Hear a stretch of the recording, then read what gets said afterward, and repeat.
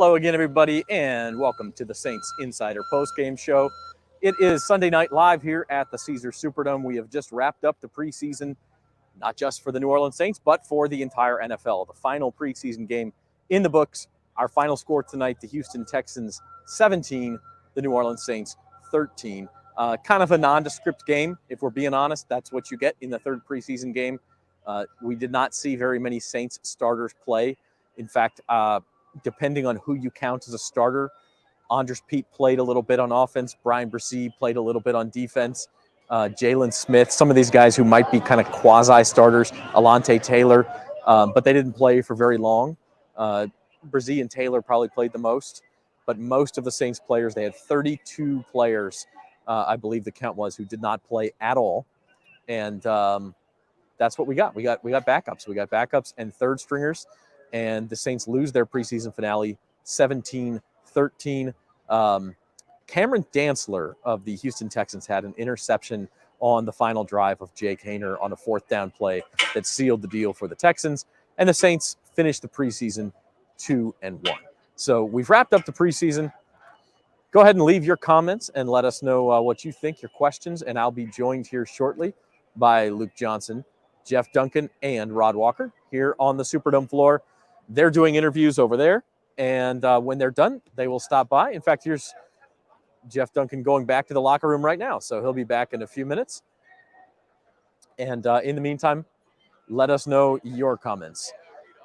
It is a late one here on Sunday night, and the Saints losing 17-13 to the Houston Texans. This is the Saints Insider Postgame Show.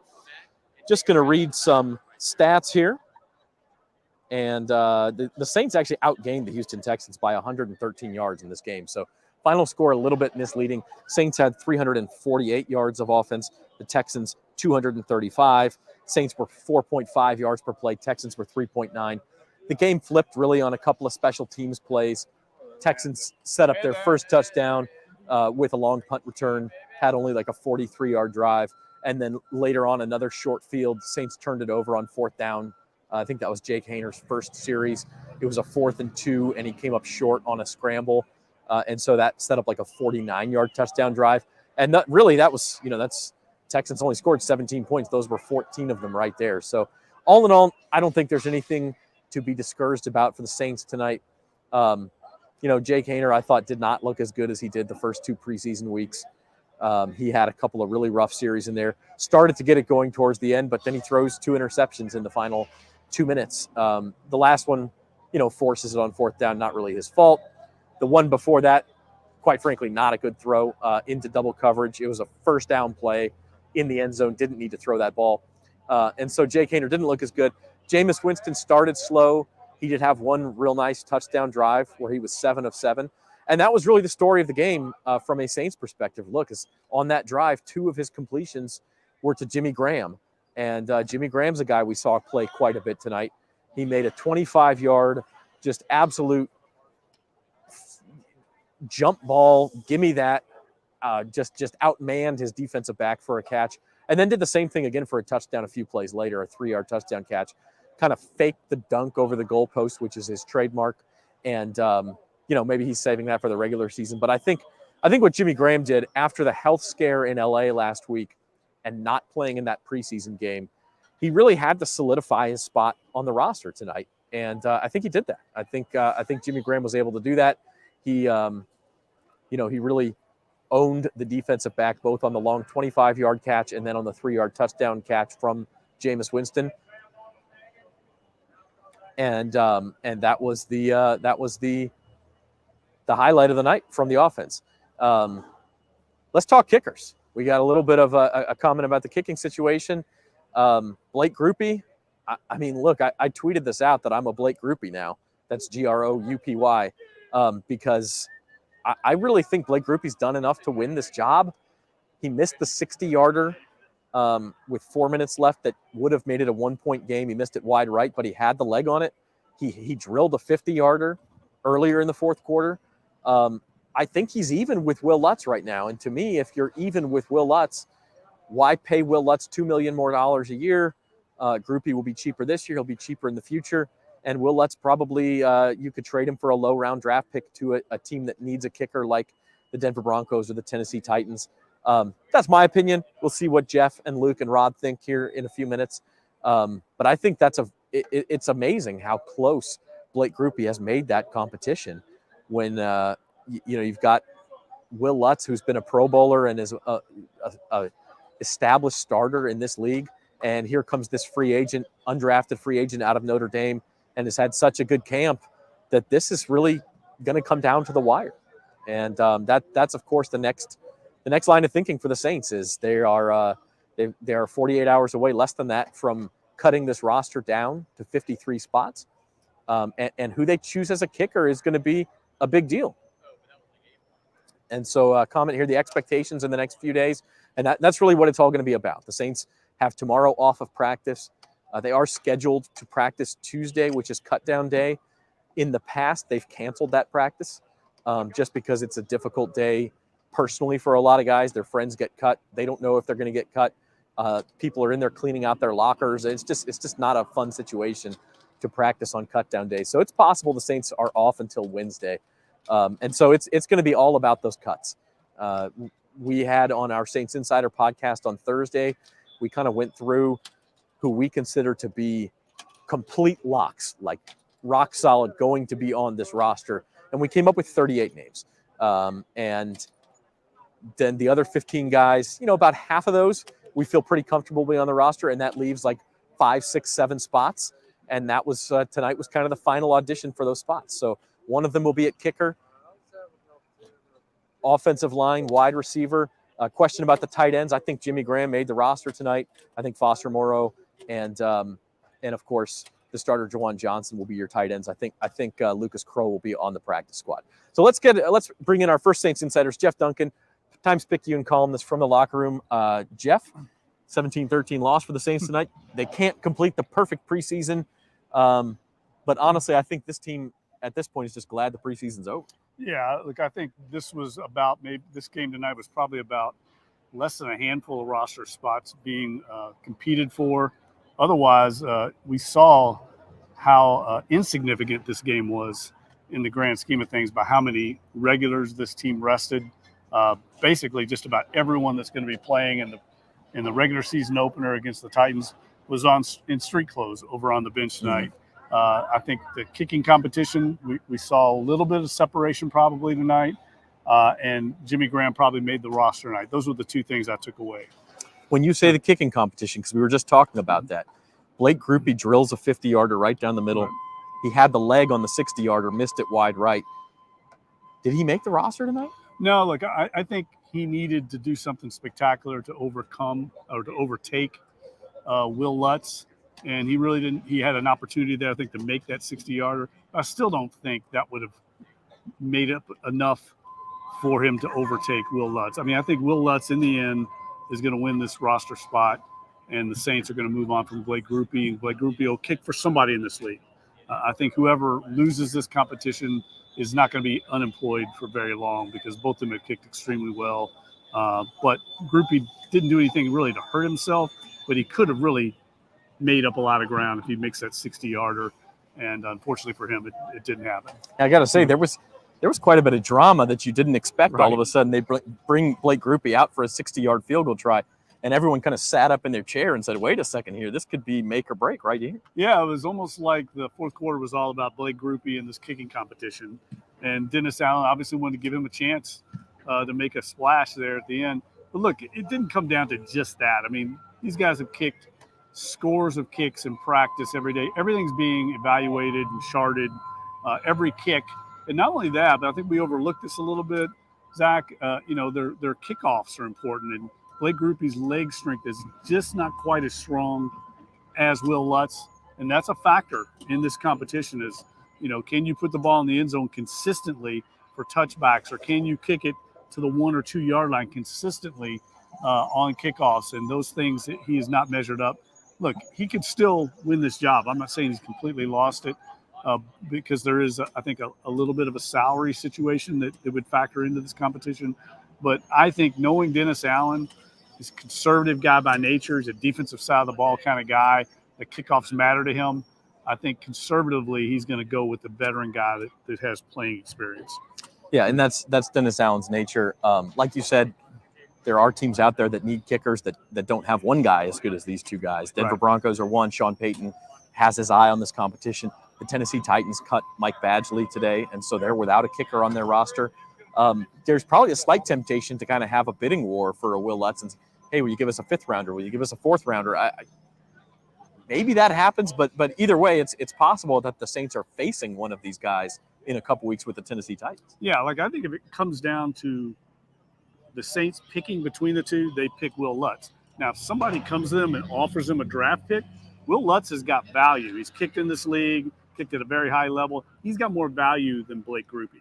I'll be surprised if anybody offers the Saints anything for Blake Grupe. They're going to wait on him to be released, very much like the Saints did with Will Lutz back a few years ago when he was in preseason camp with the Baltimore Ravens.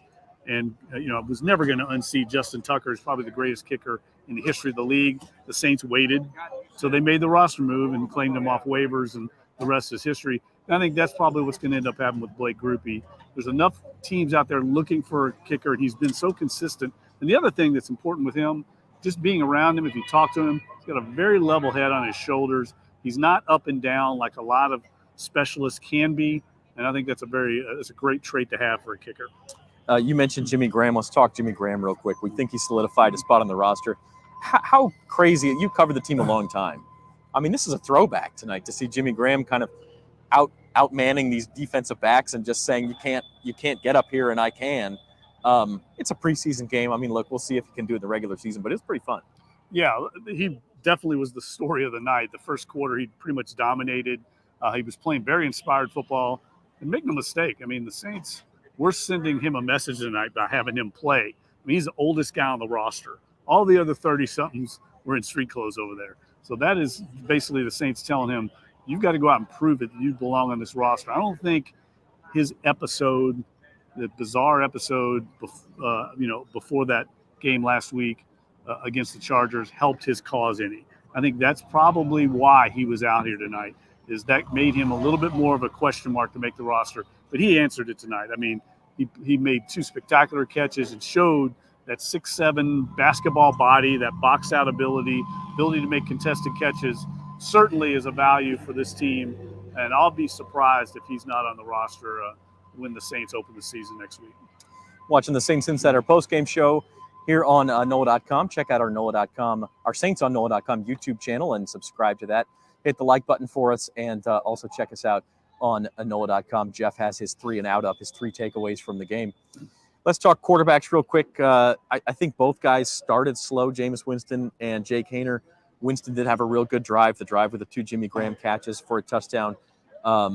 If there was a controversy as to who should be the number 2 quarterback, Haener certainly did nothing to take that job tonight. Yeah, no, I think Jameis Winston solidified that tonight. He played very well on that drive. That's the best drive I've seen him have in the preseason. Spread the ball around, 5 different receivers, really picked out the matchups when they were there with Jimmy Graham. When he saw one-on-one matchups, he went right to him very decisively.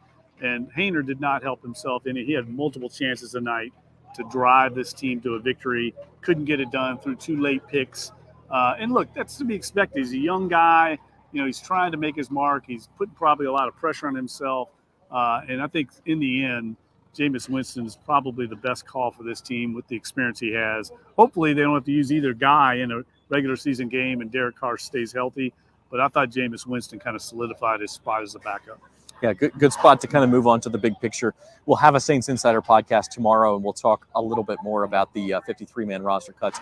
But anywhere down in that area where those guys were fighting for those last spots, anybody else stick out to you tonight as far as solidifying a spot or maybe costing themselves a spot? No, I thought tonight was a kind of a case where a player could jump up and win a spot. Maybe say like a Jontre Kirkland on special teams winning the return spot, but I don't think anybody did that tonight. I don't think anybody made enough headway, returned a punt or a kick for a touchdown, or made a big interception in the secondary. Nobody stepped forward. So I think it's just going to murky it up these last few roster spots for the decision makers in the building here over the next 48 hours when they make these decisions. But I'll be surprised if our roster projections that we had in the paper the other day are not spot on. We may be off one or two, but nothing happened tonight to surprise me in that regard.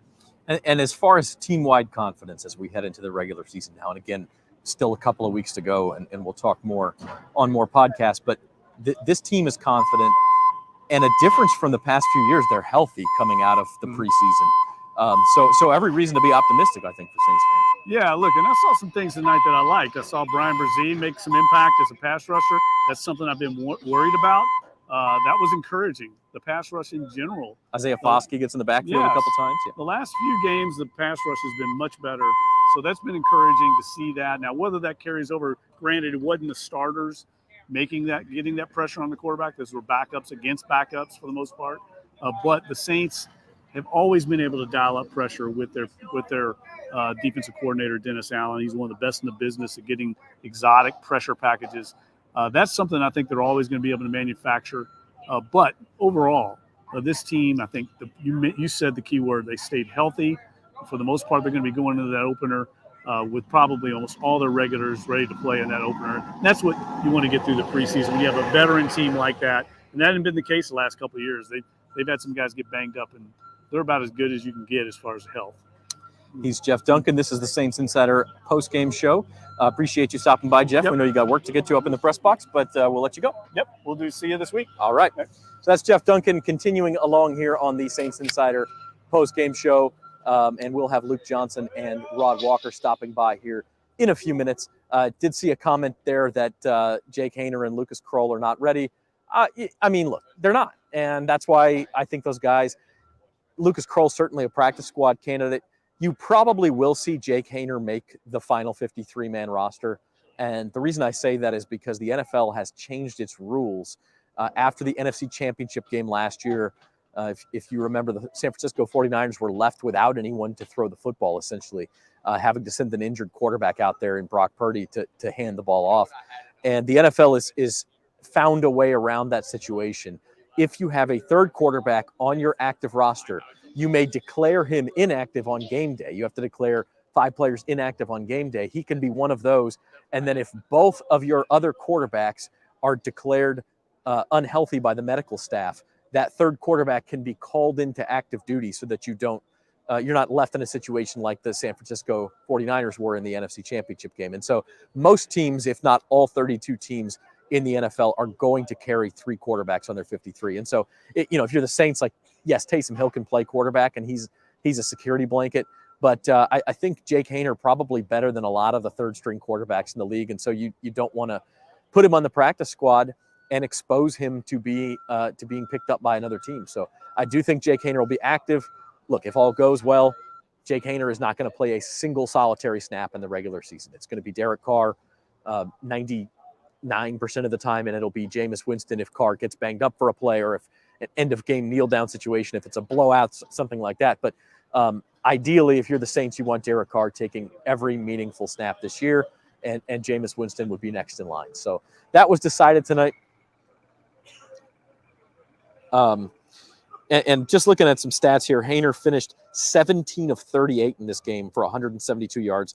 He had the 2 interceptions. He did run for 32 yards. He had a great scramble, a 26-yard scramble on a play where he showed some speed. I mean, you're still getting flashes from Jake Haener. It's just not there yet to the point where you want to put him into a regular season game where seasons are on the line and people's jobs are on the line. I don't think he's ready for that. So I do think you're right about that one.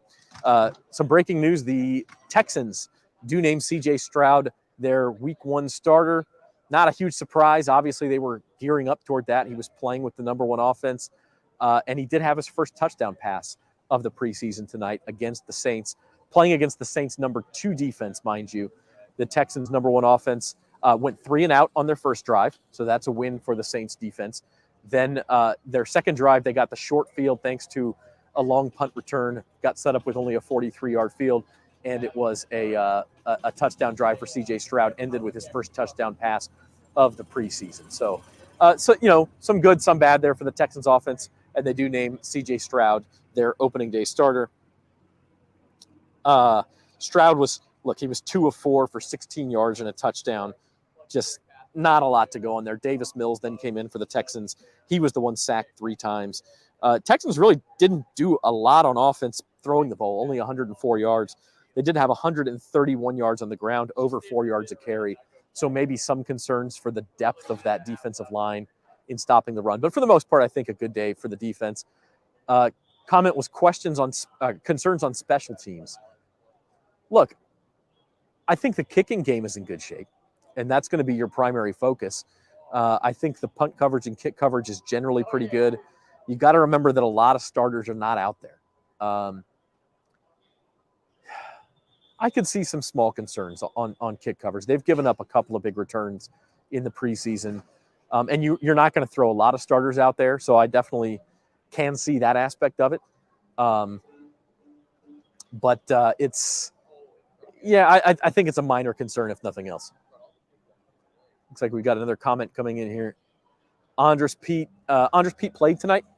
And I think that was expected. He hadn't played yet in the preseason. He'd been hurt. So this was really just to get him reps. I think ideally the Saints would like Andres Pete to be their starting left guard so that they could take James Hurst and move him around and provide depth at multiple positions, because James Hurst can play multiple positions on that offensive line. So instead, if you have Hurst as your starting left guard, you really don't have that flexibility. So I think ideally they'd like Pete to do that. But look, right now, James Hurst is the starting offensive left guard, and Pete is the backup. So we got another special guest here. Jim Derry from bet.NOLA.com is stopping by. He's at the game tonight. And as we wait on Luke and Rod, Jim Derry's here. I don't know if you would call me a special guest, but I'm a guest. Are you? I don't know if you're special to me, Jim. Okay. Your impressions of this third preseason game tonight for what it was? Everybody's going to be talking about Jimmy Graham, and I guess rightfully so. We've been talking about him for weeks now and whether he'll make this team or not. And, I've been in the camp of, do you really need a fourth tight end /sixth receiver? But I tell you, when Dennis Allen was asked the question in the post-game locker room or the post-game room after, I get the sense that he is going to make this team, whether we think he should or shouldn't. So to me, that's kind of the story. Did he need tonight to make the team, though? Did he need that performance tonight? I think that he did, but I still think that, personally, again, this is probably something we'll talk about more tomorrow, but I don't know that the Saints need that, or would they be better served to have someone else in that role. But that being said, it doesn't sound like Dennis Allen thinks that, and that's what really matters. Yeah, I mean, somebody said it on social media tonight. Jimmy Graham is, look, he's an older guy. He didn't even play last year. But you still can't teach 6'7", and you still can't teach that reach. And so there are certain times in goal line situations where I could see the guy being real useful. Well, I mean, we kind of talked about it when we were sitting up there during the game. And if they were to cut him, is anyone going to rush to go pick him up? So, I mean, I think this is a spot where, is he going to be the 52nd or 53rd guy, or are they going to keep him and not risk exposing him? Because do they really need him? I mean, I guess, no, I agree with your point that, in goal line situations, he could be very useful. But is that what you want to use that spot for when there are so many other things that might be better served for? Jim, we'll let you go here in a second, but your impressions of the Saints team coming out of the preseason? I think it's positive. I think the scariest thing is what we've been saying for 2 weeks now. And, if you have any injuries on the offensive line, you could be in a world of hurt. But other than that, you have to like what you see, really. Maybe the defensive backfield, maybe a tinge area for concern. But, I mean, Jalen Smith at linebacker, I think, is fantastic. Going to be a fantastic addition to this team. He's going to get a lot of playing time. So, but overall, I think it's positive. Again, we'll see how the offensive line develops and what happens, especially on the left side of the line. But other than that, I think it's definitely more positives than negatives at this point. He's Jim Derry, covers sports betting for the Times-Picayune. You can check him out on bet.NOLA.com, doing win totals for all 32 NFL teams right now, and on the Bayou Bets podcast on Mondays and Thursdays. Thanks, Jim. No problem. Next, we'll bring on Luke Johnson here. He is the NOLA.com Saints beat writer, and he is with us, hooking up his mic right here. And here comes Luke straight from the locker room. What's up, Zach? Wonderful pants, man. I love them. Look, styling. Jeff Duncan hates these pants, and that's how I know they're good. I love that philosophy. I love that philosophy. Am I too short? Is that what you're trying to tell me? No. You can't see the pants. Okay. All right. You can't see the pants. The third preseason game, look, not a lot of guys played. I think you said it was 32 guys didn't play. What were your impressions from tonight? What did you learn? Look, I think when you have a game like today, first of all, very good that they didn't have 33 guys playing, right? It ended up being 33 because Rashid Shaheed was out there for pregame warmups and he didn't actually play for the game. But I think this is a game that is, in all respects, meaningless, right? It doesn't matter whether they win or lose this game. I was ready to call it at halftime myself. The only thing that really mattered is whether they got out of it healthy. And if they saw some things from some kind of key guys who might play these smaller roles. They saw Jimmy Graham not only make a touchdown catch, but they saw him make a 25-yard contested catch deep downfield. They saw Jalen Smith have 5 tackles, 2 tackles for loss today. They saw Brian Brzee be really disruptive in the backfield.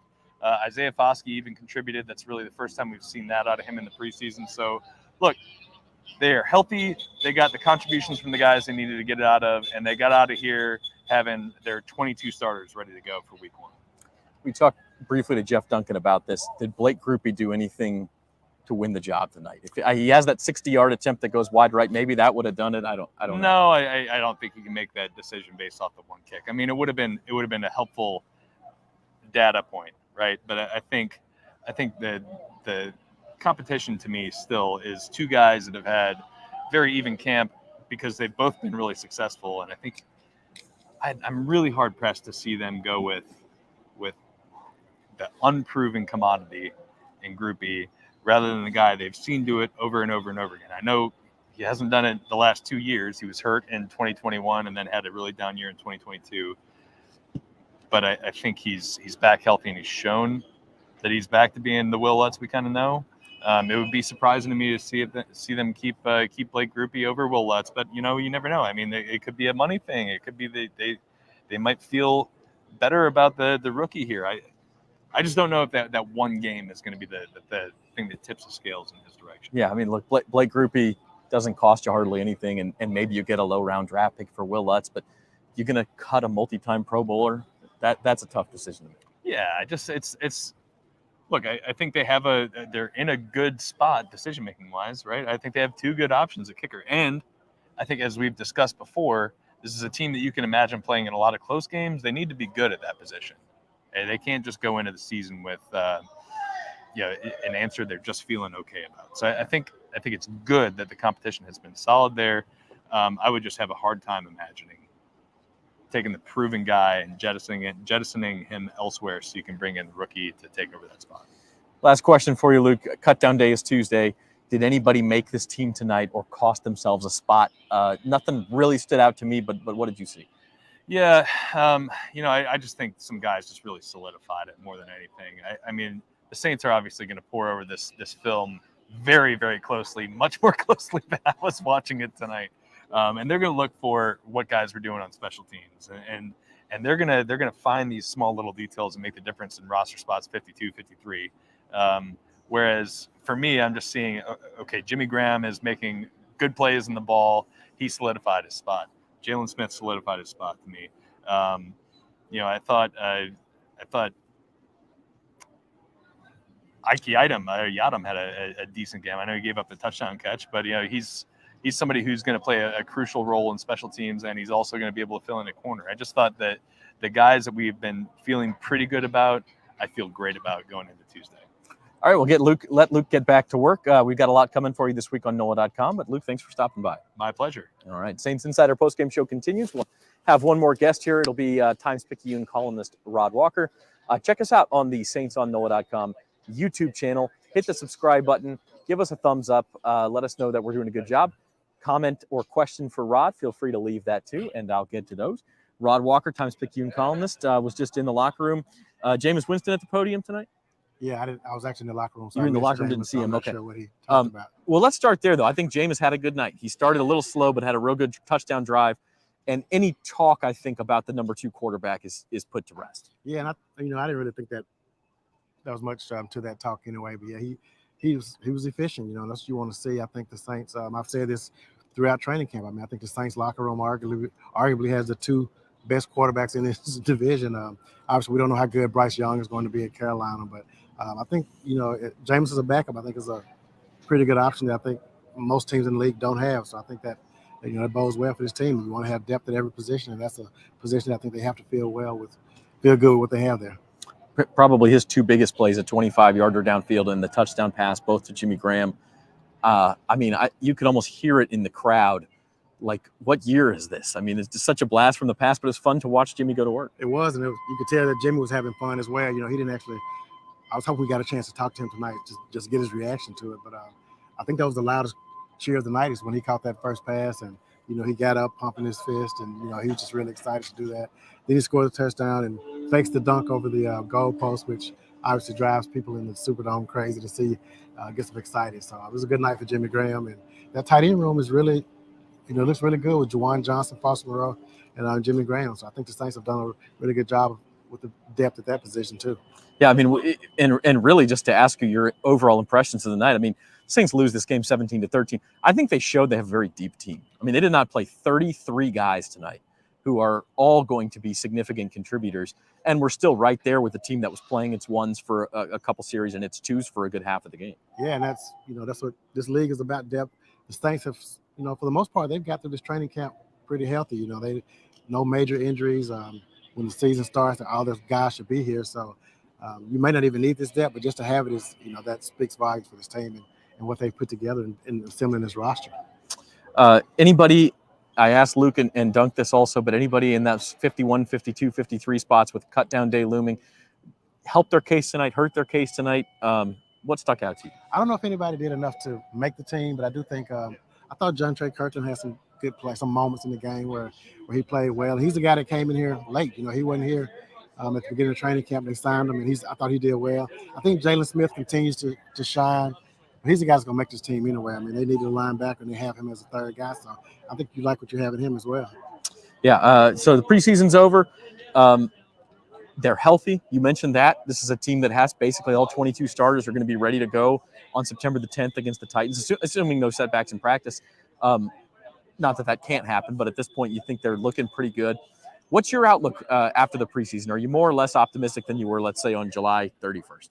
I think I'm probably the same. I picked this team to go, I think it was 11-6, maybe 10-7, but I still like that. And I think if this team, if Derek Carr stays healthy and they don't have any major injuries, you need Marshawn Lattimore to be healthy. He's obviously dealing with a knee injury that they don't expect to be long, to keep him out long. But I think this team has a chance to be really good, and they have a lot of confidence. And I've talked to some of the guys in the locker room after the game, and they're really optimistic about this season. And I know every team in the league is as well, but I just think this team, I feel like they have a little different mojo about themselves this training camp.